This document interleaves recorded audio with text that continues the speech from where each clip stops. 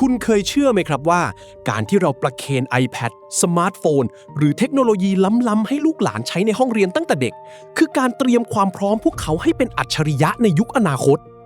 เราถูกทำให้เชื่อแบบนั้นมาตลอดครับจนกระทั่งประเทศที่เป็นมหาอำนาจด้านการศึกษาอย่างสวีเดนออกมาทำสิ่งที่เราคาดไม่ถึง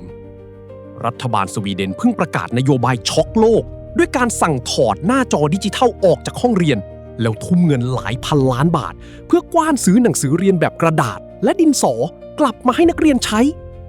เกิดอะไรขึ้นกับประเทศที่เคยล้ำหน้าที่สุดวันนี้เราจะมาเจาะลึกเบื้องหลังการทดลองระดับชาติที่กลายเป็นความผิดพลาดครั้งใหญ่และบทเรียนที่คนไทยทุกคนต้องดูคลิปนี้ให้จบครับสวัสดีครับย้อนกลับไปช่วง10 กว่าปีที่ผ่านมาโลกของเราตื่นเต้นกับคำว่าดิจิทัลทรานส์ฟอร์เมชันมากๆในแวดวงการศึกษาสวีเดนคือประเทศแรกๆที่เหยียบคันเร่งมิดไมล์ครับพวกเขาทุ่มงบมหาศาลเพื่อเปลี่ยนห้องเรียนให้เป็นดิจิทัลเต็มรูปแบบภายในปี 2015 เด็กมัธยมกว่า 80% มีอุปกรณ์ส่วนตัวใช้เรียนหนังสือเรียนหนาๆถูกแทนที่ด้วยแท็บเล็ตบางเฉียบความทะเยอทะยานนี้ไปไกลถึงขั้นที่ว่าในปี 2019 มีการบังคับใช้หน้าจอกับเด็กอนุบาลครับทุกคนมองสวีเดนด้วยสายตาชื่นชมนี่แหละคือห้องเรียนแห่งศตวรรษที่ 21 นี่แหละคือการสร้างเด็กสู่อนาคตอย่างแท้จริงแต่ความจริงที่ไม่มีใครคาดคิดก็ปรากฏขึ้นเมื่อผลลัพธ์ของการทดลองนี้ออกมาครับผลสอบระดับนานาชาติอย่างพิซ่าและเพร์ลส์ในปี 2022 เผยตัวเลขที่ทำเอาช็อกกันทั้งกระทรวงศึกษาเด็กสวีเดนวัย 15-16 ปีถึง24%สอบไม่ผ่านเกณฑ์การอ่านขั้นพื้นฐานทักษะการจับใจความดิ่งลงอย่างน่ากลัวสิ่งที่น่าตกใจยิ่งกว่าคือคำยืนยันจากสถาบันวิจัยระดับโลกอย่าง Karolinska Institute ของสวีเดนเองที่ออกมากางข้อมูลตบหน้าความเชื่อเดิมๆซะยับเยินเลยครับสถาบันวิจัยบอกชัดเจนว่าเครื่องมือดิจิทัลกำลังบั่นทอนสมองเด็กมากกว่าจะช่วยพัฒนาลองนึกภาพตามนะครับหน้าจอดิจิทัลถูกออกแบบมาให้เราสแกนข้อมูลแบบฉาบฉวยมันมีสิ่งเร้าตลอดเวลา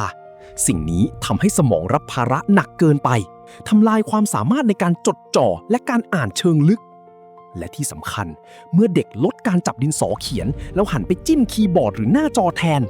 วงจรประสาทในสมองส่วนที่ใช้ประมวลผลภาษาการอ่านและการสะกดคำมันแทบจะไม่ถูกกระตุ้นเลยครับ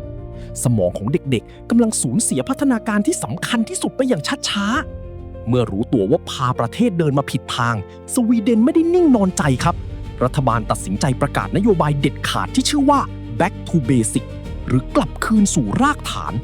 สวีเดนทุ่มงบประวัติศาสตร์กว่า 2.6 พันล้านโครนาหรือหลายพันล้านบาทเพื่อเอาหนังสือเรียนแบบกระดาษกลับเข้าห้องเรียนและสั่งแบนห้ามเด็กอายุต่ำกว่า 2 ขวบใช้หน้าจอในสถานศึกษาอย่างเด็ดขาดและเรื่องนี้ไม่ได้หยุดแค่ในสวีเดนครับมันสร้างเอฟเฟกต์โดมิโนไปยังประเทศเพื่อนบ้านกลุ่มนอร์ดิกทั้งหมดทันทีเดนมาร์กเตรียมบังคับใช้นโยบายโรงเรียนปลอดโทรศัพท์มือถือ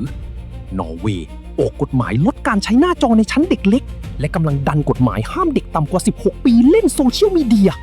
ฟินแลนด์ประเทศที่การศึกษาดีอันดับต้นๆของโลกก็เพิ่งแก้กฎหมายแบนสมาร์ทโฟนระหว่างเรียนไปเรียบร้อยแล้วครับ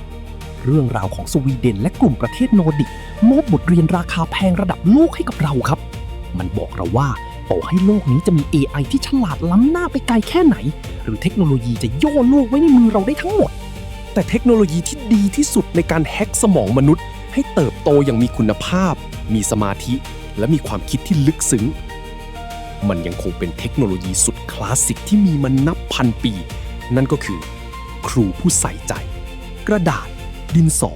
และหนังสือแบบรูปเล่มครับเทคโนโลยีควรเป็นแค่เครื่องมือเสริมไม่ใช่ผู้รับเหมาหลักในการสร้างสมองของเด็ก